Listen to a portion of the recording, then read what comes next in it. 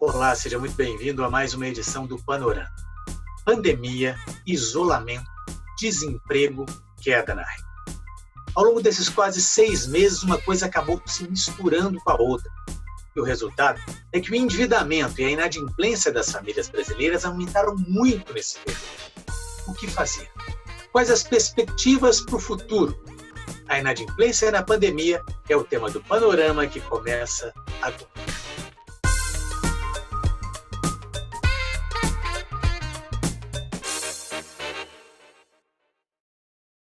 Eu converso com o economista Eduardo Coutinho, que é coordenador do curso de administração do IBMEC. Eduardo, muito obrigado por nos atender. Eduardo, essa pandemia pegou todo mundo de surpresa, né? Pelo tamanho, pela duração, por todas as consequências que ela vem tendo. Você acha que para quem está endividado, a situação pode ser considerada ainda pior? Olá, Fernando. Prazer falar contigo outra vez. Bom, como reflexo imediato das medidas de restrição tomadas em função da pandemia, houve uma queda no nível de renda geral. Isso foi no mundo inteiro. Se a gente pegar o resultado das economias no mundo inteiro, no segundo trimestre do ano 2020, foram resultados catastróficos, né, de entre 5% e 10% de queda no PIB no segundo trimestre do ano em curso. Isso é queda na renda. Estamos falando de tudo que é produzido sob a forma de bens e serviços. Teve uma queda aqui no Brasil aí de cerca de 9%. Isso, é claro, é reflexo da queda na renda das pessoas. Os levantamentos aí que estão disponíveis hoje mostram que as pessoas, metade das pessoas que tinham salários com CLT antes da pandemia tiveram redução na sua renda no durante aí essa fase que nós estamos vivendo de pandemia. E cerca de 6 em cada 10 autônomos tiveram redução de renda. Tudo isso é esperado. Realmente não exatamente pega a gente de surpresa. Nos deixa atônitos, preocupados, sobretudo com o futuro dessas pessoas, mas não pega a gente de surpresa. Quanto ao endividamento, enfim, para quem já estava endividado, nós estamos falando de pessoas que perderam renda, estando endividados. A situação não ficou melhor, claro, só piorou.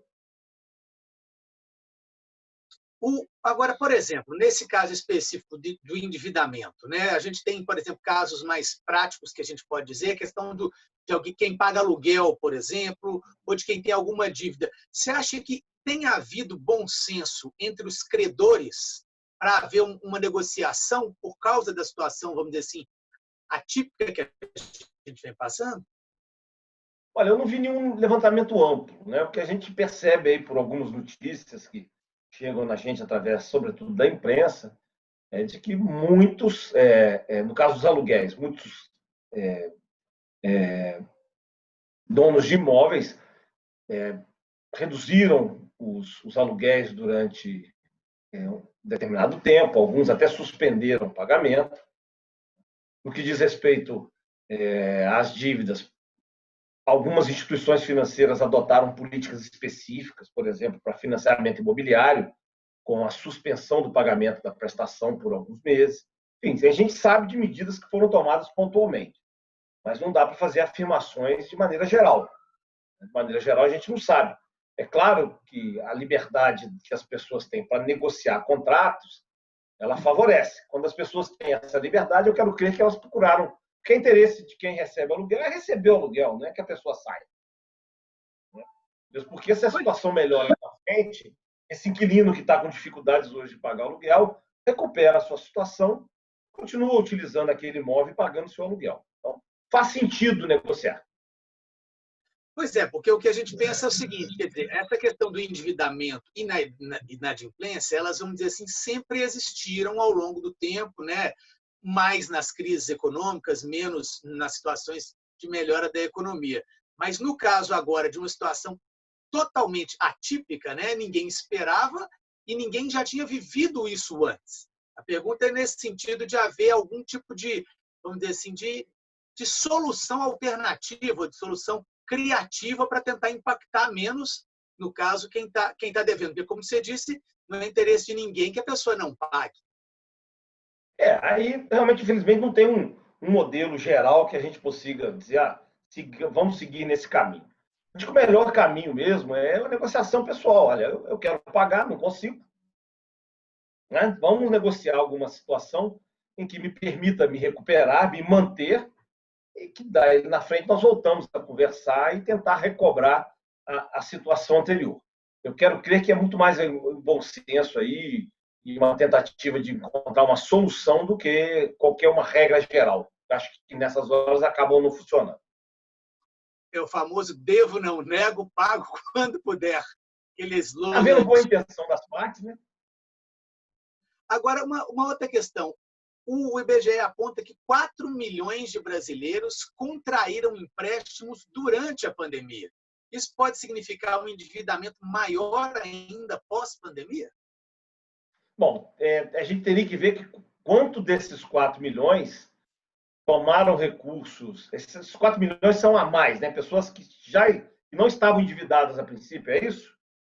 No caso, são novos empréstimos. O dado que Então coloca pode. são novos, se era para pagar uma dívida anterior, se é para sobrevivência, para isso a gente não sabe. Tá bom. Então, pode ter uma parte aí que é para resolver endividamentos anteriores, né? Quitar com dívidas anteriores e renegociá-las para frente. Agora, pode ter uma parte também que, se for o caso, precisou se endividar para suportar esse momento de restrição. Conforme a gente já deu o dado, uma parte significativa da população teve redução de salário e aqueles que vivem do trabalho autônomo também tiveram reduções de renda. Fora os que foram simplesmente mandados embora, estão desempregados e, portanto, estão sem fonte de renda. Vai recorrer às formas possíveis e o endividamento é uma delas. Bom, eu queria te mostrar uma pesquisa, talvez você já tenha até conhecimento, da Confederação Nacional de Comércio, que comprovou justamente que os índices de endividamento e inadimplência estão entre os mais altos de muitos anos. Vamos ver alguns resultados. Em julho de 2020, 67,4% das famílias estavam endividadas, o maior índice da série histórica desde 2010. A pesquisa aponta uma disparidade entre quem tem mais e menos renda. 69% dos que ganham até 10 salários mínimos tinham dívidas, enquanto entre os que ganham acima desse valor, o índice foi de 59,1%. A inadimplência atingiu 12% das famílias, e também aí ocorrem fenômenos diferentes, de acordo com a renda. Entre os que ganham menos, o índice foi de 29,7%. Já para quem ganha mais, o índice foi de 11%. Entre a origem das dívidas, o cartão de crédito é o campeão disparado, com 76,2% do total. Os carnês vêm em seguida, com 17,6%. Financiamento de veículos, financiamento de casa e crédito pessoal completam a lista das dívidas mais comuns. Eduardo, alguma coisa, algum número que surpreenda ou que se destaque nessa pesquisa? Na verdade, não. É algo que, por antecipação, a gente já conseguia visualizar. Agora nós temos a certeza. O endividamento, em termos do total das famílias, aumentou, são mais famílias endividadas em relação ao total das famílias, né, quase 70%, 2/3, né, um pouquinho mais.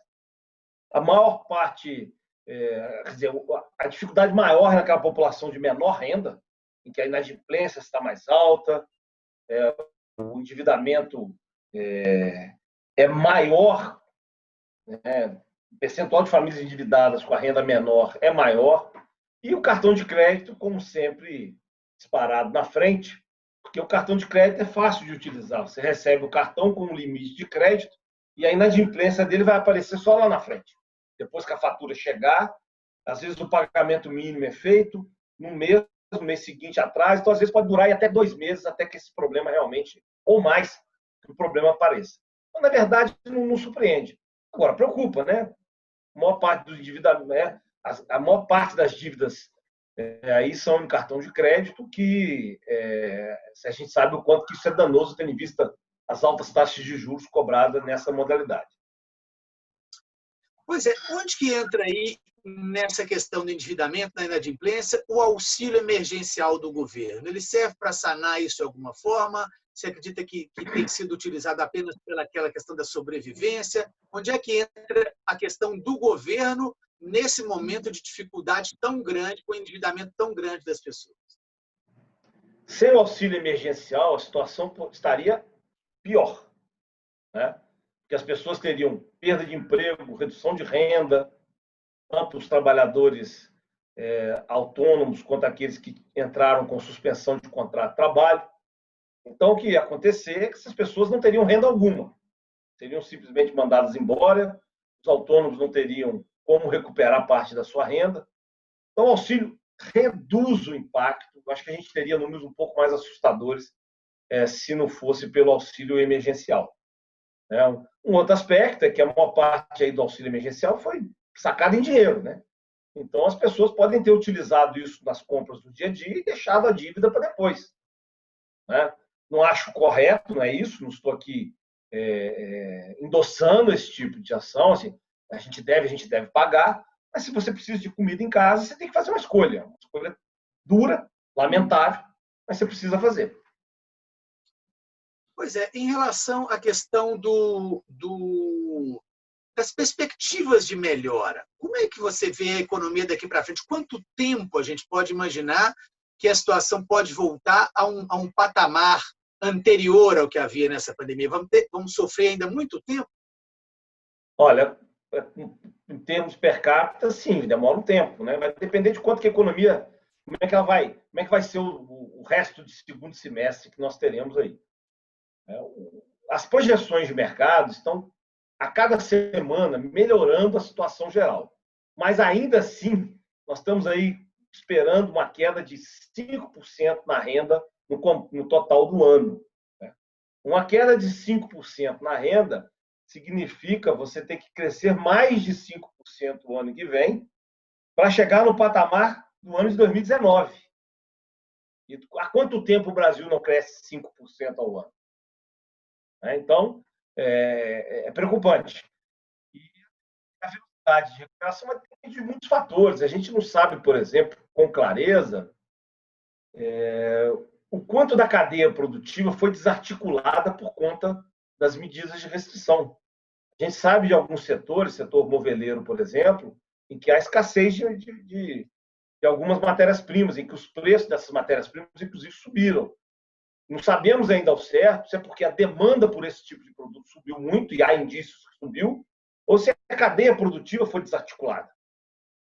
Ainda essa semana também saiu uma matéria na imprensa que falava sobre o problema da fome, que algumas cadeias produtivas da área alimentícia também foram desarticuladas. E isso pode, de maneira geral, a queda na cadeia produtiva por aí pode gerar esses problemas. Então, a gente não sabe ainda como é que isso ficou.